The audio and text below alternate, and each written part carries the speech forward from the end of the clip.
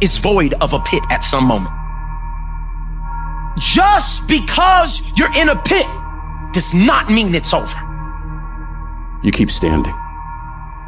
No matter how rough the sea, you keep standing. No matter what, you don't give up. Because I gotta keep moving, even though everything in me wants to just lay down and quit.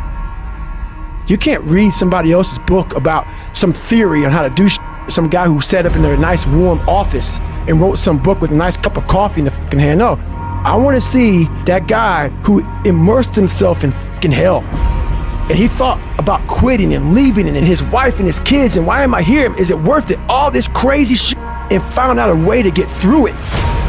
Because in the worst of fucking times, you are alone. You must get your fucking self out of the fucking sewer. No one's coming in that fucking sewer to get you. It's your brain. You are the only person that can pull yourself out. It's those people who are able to control that feeling of flight and say, no, I'm fucking, there's a way through this. There's always a way. Where there's a will, there's a way. For every situation you confront, there is a strategy that will bring you out. The only thing that's going to make you happy is to step up. It's to raise the standard. It's to discover what you're capable of and feel that incredible power pushing through whatever's holding you back and get to the other side of more of your true self. I don't care if you have to inch your way day by day and it hurts and nobody can see what you're really going through. If you don't quit, the pit will become your platform. I'm telling somebody right now, your lowest moment will be the place of your greatest testimony. You got more than you think. You can do more than you think.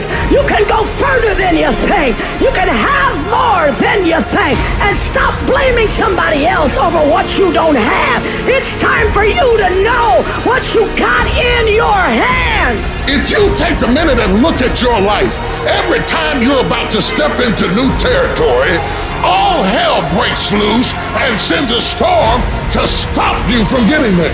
The situation that you're dealing with right now will come to pass. It will come to pass. It came to pass. Get over it.